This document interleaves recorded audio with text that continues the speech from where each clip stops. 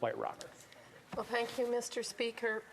As I stand here tonight, as with all my colleagues in this House, my thoughts and prayers are with the people of Ukraine, their indomitable spirit and their keen sense of patriotism as they stand up to a ruthless Russian dictator in Vladimir Putin. As Shadow Minister for National Defence and a former Associate Minister of National Defence, my mind is also on the 550 Canadian soldiers in Latvia and the crew of our frigate, HMCS Montreal, now in the Mediterranean, and their families, and what they're going through right now. I think of the reinforcements we're sending as well. When I was in Cabinet, we had made the transition from war fighting in Afghanistan to the Afghanistan training mission. These things weigh on your heart and mind. I can imagine that my government colleagues are not sleeping that well right now. So my thoughts are also with the ministers who are directly involved and the government at this time. Close to home, Canadians pride themselves on their majestic and largely untapped Arctic. Our Northwest Passage and surrounding areas are increasingly of interest to China and to Russia for access to minerals, natural resources, and for shipping trade between Asia and Europe. Russian aggression on the European continent brings home to Canada that an aggressive Russia might also be eyeing our Arctic. Russian aggression could just as easily take place in the area adjacent to our Arctic coast and waters, and this must be understood by all Canadians.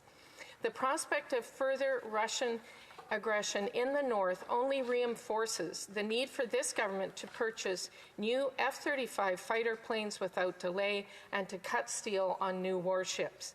As we all know, Canada has its signals intelligence listening post at Alert and an Arctic training centre and a command centre at Resolute Bay. This year, we are supposed to get our first Arctic port as operational. In terms of defense capabilities for this vital region, we have our aging CF-18 fighter fleet, Victoria-class patrol submarines that can linger near the edge of the ice cap, a force of Canadian Rangers, and Arctic offshore patrol vessels. It's simply not enough, and we must do more. Canada's Northern Warning System needs a major upgrade of its sensors and its coverage, both north and south, to protect us from a variety of new military threats, like hypersonic ballistic missiles, cruise missiles, and hypersonic glide vehicles, all armed with nuclear warheads. Russia's Kola Peninsula is one of the most militarized areas on the face of the planet. It is home to Russia's Northern Fleet and therefore home to its sea-based nuclear deterrent. In the last few years, Russia has refurbished 13 air bases, 10 radar stations, 20 border posts, and integrated emergency rescue stations on its Arctic coast. Russia has also created a Special Forces Arctic Brigade to be deployed to the region and has tested a series of hypersonic cruise missiles and nuclear-powered undersea drones. Canada must take our Arctic sovereignty and security much more seriously and not allow Russia's huge military buildup to go unnoticed and unchecked. Canada must push back on the Russian government with several initiatives.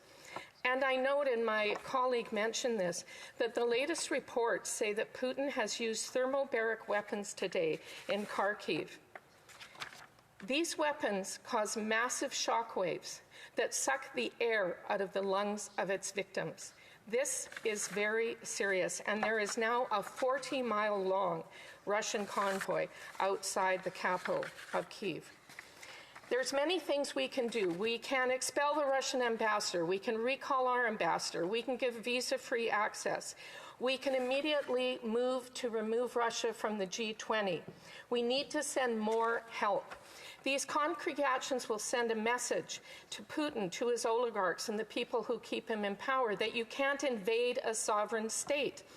It's time that they listen to the words of a great leader, Mikhail Gorbachev, who said, "The world will not accept dictatorship or domination. We need only look at the patriotic fire in the eyes of Ukrainians and their President Zelensky and Ukrainians here and everywhere and understand they too yearn to be free." Thank you. Questions and comments? The Honourable Member for Scarborough-Guildwood. Thank you, Mr. Speaker, and I wanted to thank the Honourable Member for her speech. I counted it a privilege to be able to serve on the Defence Committee with her, and it's been a good relationship. I agree with her. One of her core points that the Russian militarization of the Arctic is moving at a furious pace, and it is of considerable concern. It should be a considerable concern to every Canadian. But I wanted to bring her back to a question that interested me in our hearings this afternoon, and that is that Canada has spent millions of dollars in the training of Ukrainian soldiers. There's a slip. Of Ukrainian soldiers. And it appears that this may be actually paying off, that the resistance being put up by the people and the soldiers to the Russian invasion is really quite impressive. And it may have something to do with the training that's been provided over the last few years. The Honourable Member for South Surrey White Rock. Well, thank you to my colleague. And yes, we're working away in the Defence Committee, and in fact, just were there earlier this evening. I think this is a very important point that you make, and I think that's something that all Canadians should be proud of, that we have had trainers in the region for some years now, and no doubt that Canadians have had a big hand in their readiness to fight. You can't put the heart in people, they find that themselves. But what we have done and can do is continue to train those who stand up for democracy and who have actual threat like Ukraine has been dealing with now for a long time.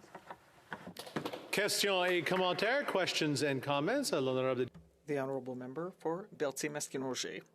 Thank you very much, Mr. Speaker, and I'd like to thank my colleague for her speech.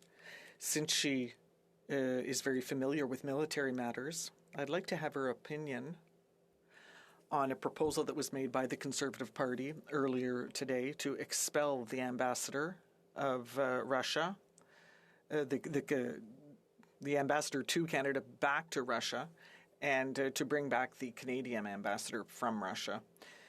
So we do think, though, that a certain amount of dialogue should be maintained. So does she think it would be productive to expel the ambassador instead of maintaining dialogue? Thank you. The Member for South Surrey White Rock.